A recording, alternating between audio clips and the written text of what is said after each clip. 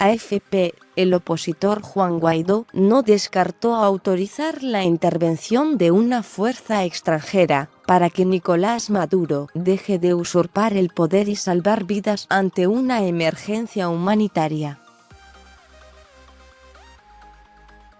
Sin embargo, enfatiza que hará todo lo que genere el menor costo social para lograr unas elecciones libres que saquen a Venezuela de la peor crisis de su historia contemporánea. Sentado en un amplio sillón de cuero, Guaidó, ingeniero de 35 años, dialogó este viernes con la AFP sobre el punto álgido que alcanzó el conflicto desde que se autoproclamó presidente interino, el 23 de enero, con apoyo hasta ahora de medio centenar de países, encabezados por Estados Unidos. ¿No le temblaría la mano para autorizar una intervención militar de Estados Unidos? Nosotros haremos todo lo que sea necesario, todo lo que tengamos que hacer para salvar vidas humanas, para que no sigan muriendo niños o pacientes renales.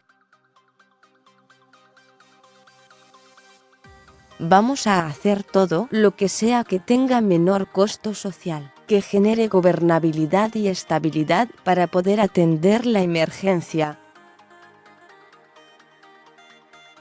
Los días en Venezuela ya se cuentan en vidas humanas. Del 23 al 30 de enero, asesinaron a sangre fría, el FAES, una unidad de las Fuerzas Armadas, a 70 jóvenes. Lo que hace Maduro es tratar de tener un enemigo exterior, tratar de hacer alguna causa común con parte de la izquierda mundial, pero eso no es un tema de izquierdas o derechas, es un tema de humanidad, y nosotros haremos todo lo que tengamos que hacer de manera soberana, autónoma, para lograr el cese de la usurpación, el gobierno de transición y elecciones libres. Haría uso de las facultades que tiene como presidente de la Asamblea y presidente encargado para autorizar la intervención de una fuerza extranjera. Nosotros haremos todo lo posible. Esto es un tema obviamente muy polémico, pero haciendo uso de nuestra soberanía, el ejercicio de nuestras competencias, haremos lo necesario. ¿Cómo avanza el ingreso de ayuda humanitaria? Cuando tengamos los insumos suficientes, vamos a hacer un primer intento de ingreso. Sabemos que hay un bloqueo en Tienditas, frontera con Colombia, que las Fuerzas Armadas tienen un dilema importante de si aceptar esta ayuda o no. Sería casi miserable no aceptarlo. El sábado y el domingo tendremos la conformación de un gran voluntariado para incluso ir a buscarla, si es necesario, en los puntos de entrada. ¿Cuándo será el primer intento? Creo que va a ser la semana que viene, cuando tengamos conformado el voluntariado y organizado el proceso de distribución. ¿Existe la posibilidad de choques? Será un dilema para los militares. Es una orden que les hemos dado. Ellos tendrán la decisión de tomarla. Esto puede dar paso también a un gobierno de transición.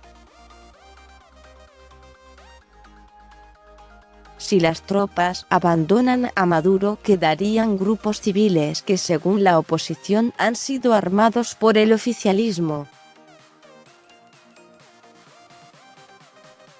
¿Ha sopesado ese riesgo?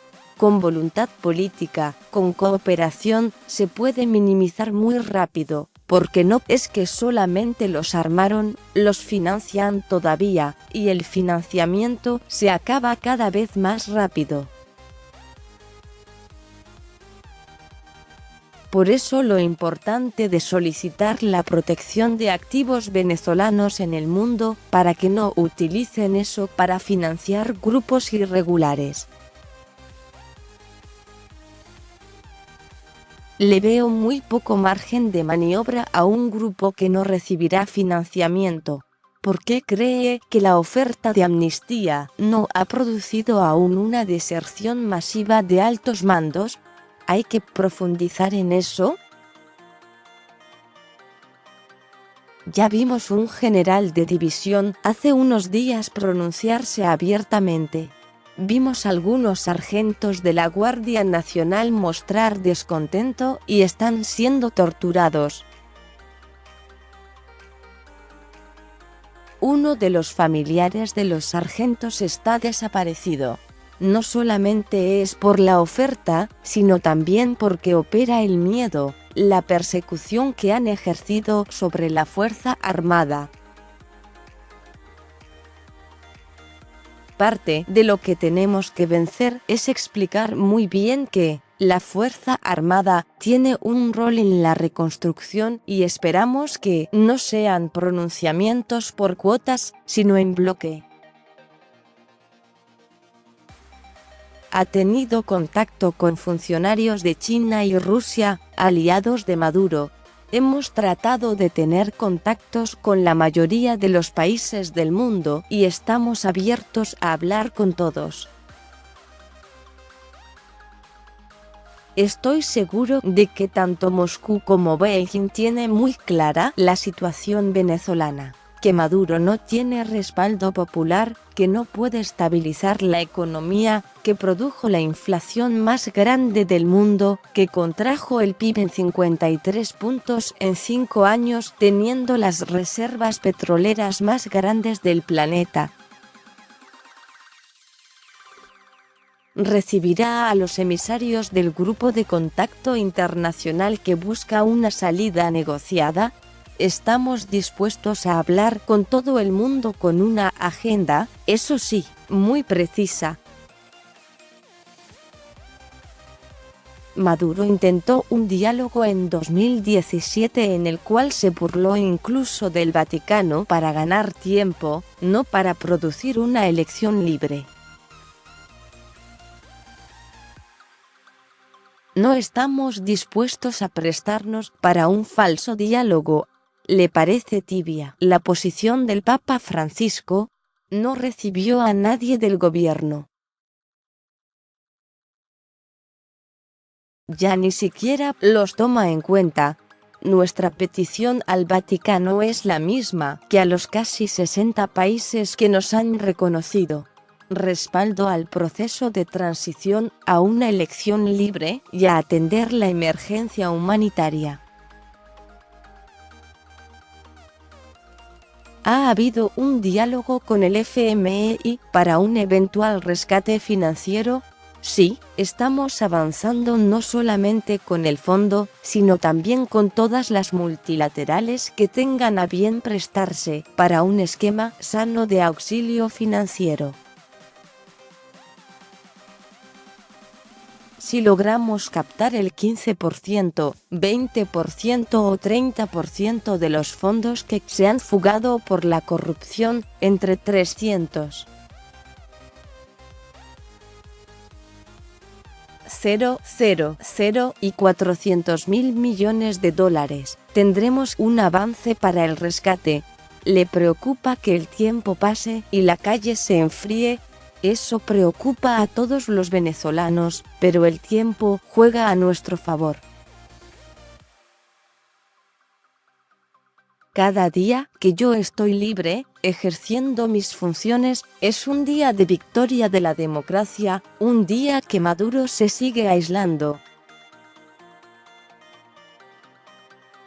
Creo que va perdiendo él todos los días.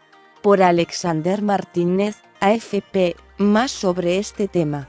Estados Unidos confirmó que no utilizará la fuerza militar para garantizar la llegada de la ayuda humanitaria a Venezuela. No puede haber impunidad.